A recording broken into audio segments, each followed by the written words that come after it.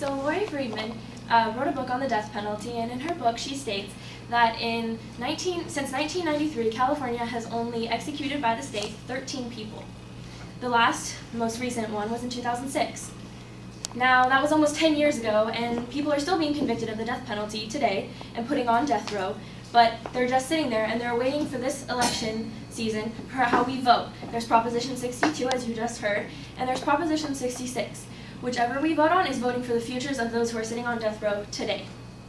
I'm qualified to talk about this today because I want to be a criminal justice major and I want to somehow have a part in the criminal justice process in the future. If you listen to me, you'll be a more educated voter on Proposition 66 and the future of those on death row. So we'll talk about three things today. We'll talk about the origins of Proposition 66, we'll talk about the cost of Proposition 66, and then we're going to talk about the social ramifications of Proposition 66. So like I said, the origins of Proposition 66 will be, but before we can talk about the origins, we kind of have to tell you what actions cause people to be put on death row. An act of terrorism, an act of treason. You can kill a federal murder, which means a judge or juror member of a case. Or you can commit first-degree murder with planned intent, which means you plan to kill someone, or with special circumstances, meaning you raped or tortured the victim before you killed them. So that's what you have to do to even be convicted of the death penalty.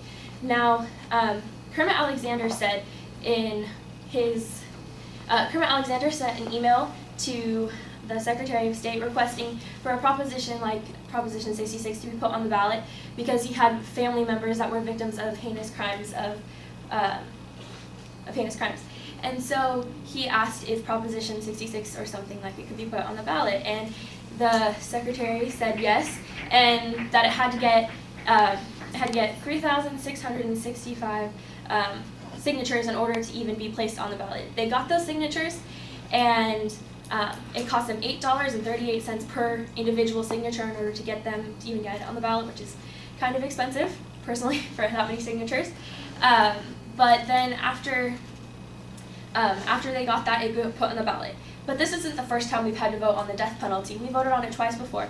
We voted on Proposition 7 and Proposition 34.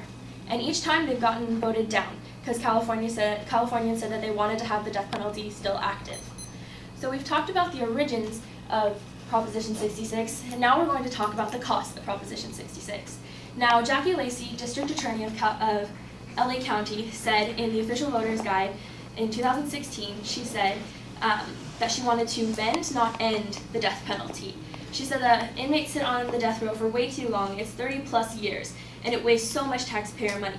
So Proposition 66 says we will shorten the appeals process to just 5 years.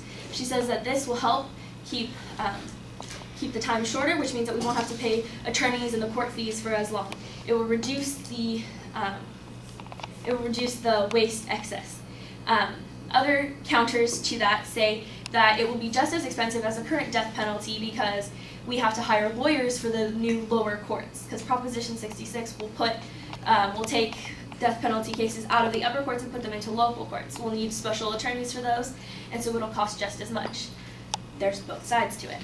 So another thing Jackie Lacey mentions is that the people on death row are not paying the percentage that they need to the victims' families. And so with this new percentage, if it goes through, they will be able to be moved to different prisons so that way they have more opportunities to help pay back victims' families.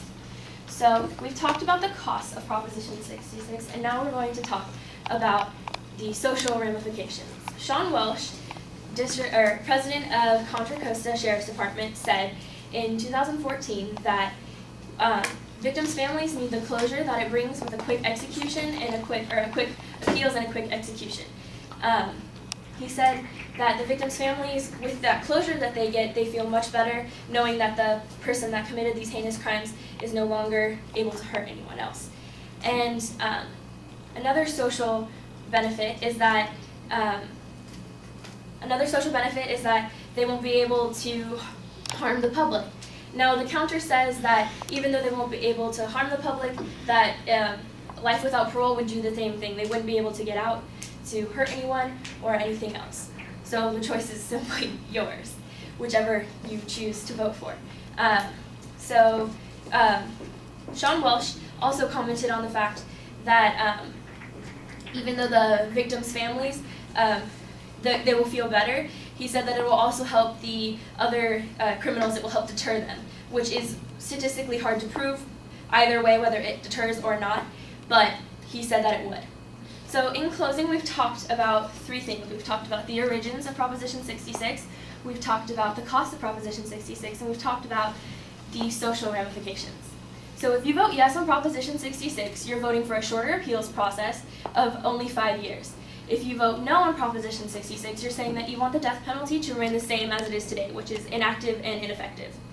So just remember, you're voting for today. Today, if you vote on Proposition 66, whatever choice you make, you're voting for someone's future who's currently sitting on death row. Thank you.